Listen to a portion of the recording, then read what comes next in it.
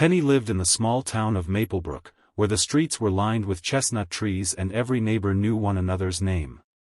She was a cheerful girl of 9, with coppery hair that curled like tiny springs and a freckled nose that wrinkled whenever she smiled.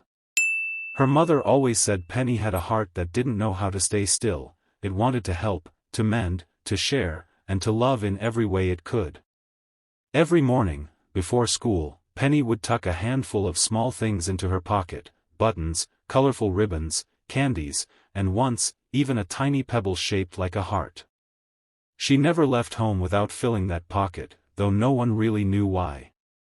Her mother thought it was just a child's habit, a way of collecting little treasures. But for Penny, that pocket was her pocket of kindness.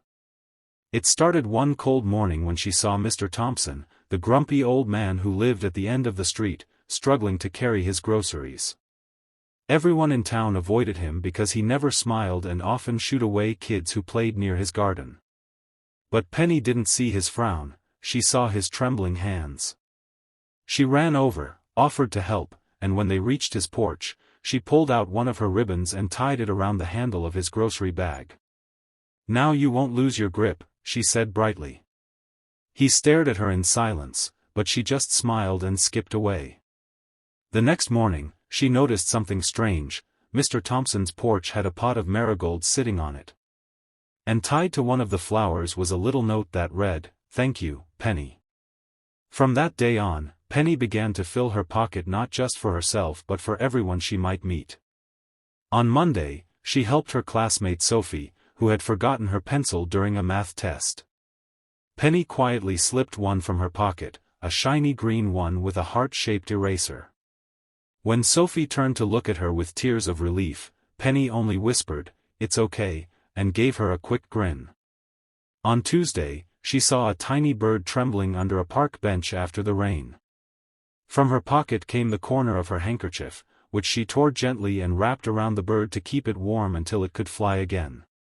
On Wednesday, when her teacher, Mrs. Conway, dropped her pile of papers in the hallway, Penny knelt and gathered them quickly.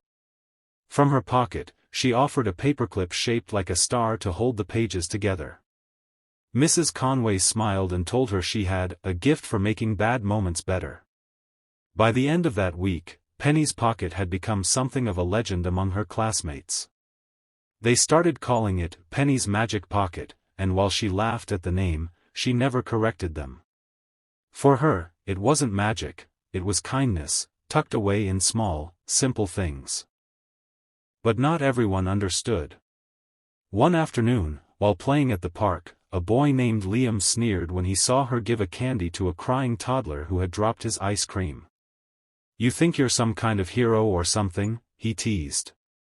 "All those silly trinkets won't change anything." Penny didn't know what to say. She just smiled and said softly, "Maybe not everything, but they can change something." Liam rolled his eyes and walked off. But that night, when Penny was emptying her pocket before bed, she found one of her candies missing. She smiled, knowing she hadn't given it away that day. Perhaps Liam had taken it when she wasn't looking. Perhaps that was his way of understanding, even if he didn't say it. Autumn soon began to fade into winter.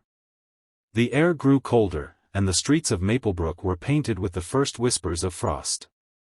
Penny's pocket was busier than ever, mittens for a friend who forgot hers, buttons for a neighbor's broken coat, a shiny marble to cheer up her little brother Sam when he felt left out. One frosty morning, she noticed Mrs. Bell from across the street sitting on her porch steps, her hands trembling as she held an envelope. Mrs. Bell was kind but quiet, often keeping to herself since her husband had passed away. Penny walked over, tugging her scarf closer. "Good morning, Mrs. Bell," she said gently. "Are you okay?" The woman looked up, her eyes watery. "Oh, Penny, it's just. I got a letter today. My sister is sick, and I can't afford to visit her. The train ticket costs more than I have." Penny felt her chest tighten.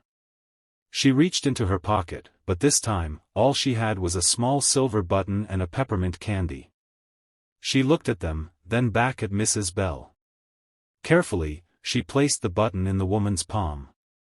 "It's not much," Penny said softly, "but it's a lucky button. My grandma said it always brings good things." Mrs. Bell chuckled through her tears, closing her hand around it. "Thank you, sweetheart.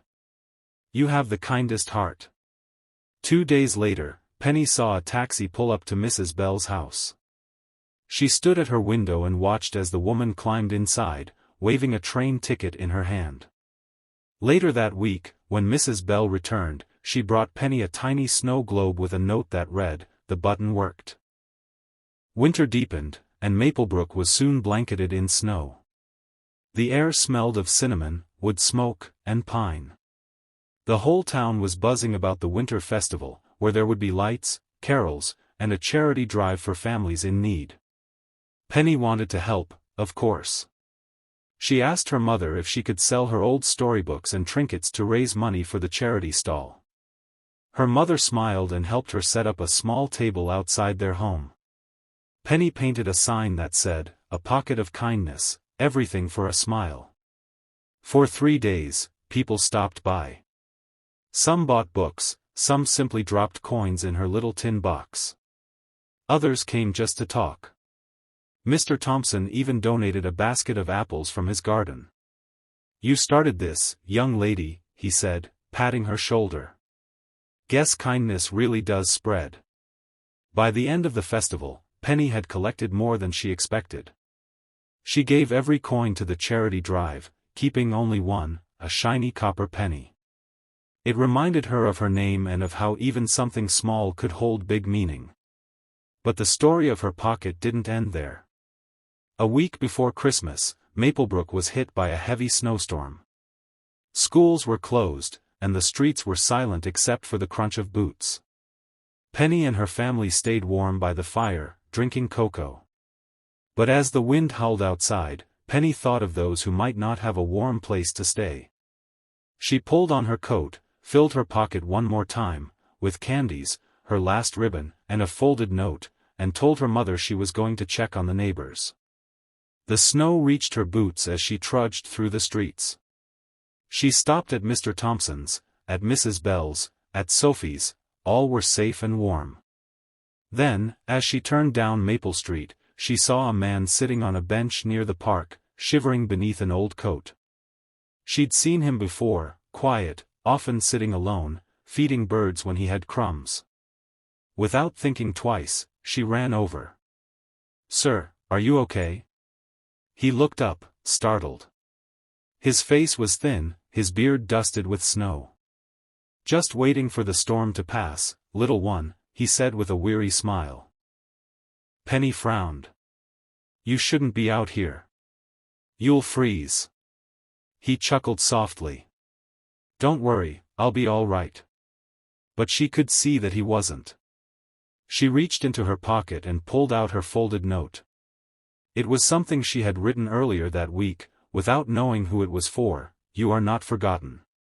Someone cares." She placed it in his hand, along with the peppermint candy and her ribbon. "I wish I could give more," she said quietly. The man looked at her with misty eyes. "You've already given enough." She smiled and hurried home before the snow grew heavier. The next morning, when the storm cleared, Penny heard the sound of footsteps on her porch. Her mother opened the door, and there stood the man from the park, cleaner, warmer, and holding a small brown package. "I wanted to thank your daughter," he said softly. "Your note led me to the shelter nearby. They helped me find a place to stay. Please, give this to her." When Penny opened the package, she found a tiny patchwork pouch made from soft, colorful fabric. Inside was a new silver button, a peppermint candy, and a small slip of paper that read, "For your next pocket of kindness." Penny clutched it to her chest, her eyes sparkling. She didn't know where the man had gone or what his story truly was, but she knew that kindness had found its way full circle again. As spring returned to Maplebrook, the chestnut trees bloomed once more, and Penny, a little taller and wiser, continued to fill her pocket every morning. Sometimes it held a ribbon, sometimes a note, sometimes just a smile waiting to be shared. And though she never kept track of the things she gave, the town did. Because in every small act, every kind word, and every smile that spread across Maplebrook, there was always a trace of Penny's pocket, a reminder that kindness doesn't have to be grand to be great. It only has to be given. Years later, long after she had grown, the people of Maplebrook began a yearly celebration called the Pocket of Kindness Day. On that day, everyone carried something small in their pocket, a button, a ribbon, a candy, to give to someone else. And if you walked through the town square on that day, you'd see children laughing, neighbors sharing warm bread, and ribbons tied to trees and fences. Somewhere among them, you might imagine a grown-up Penny smiling quietly, her coppery hair glinting in the sunlight, and her pocket, still full of kindness, rustling softly by her side.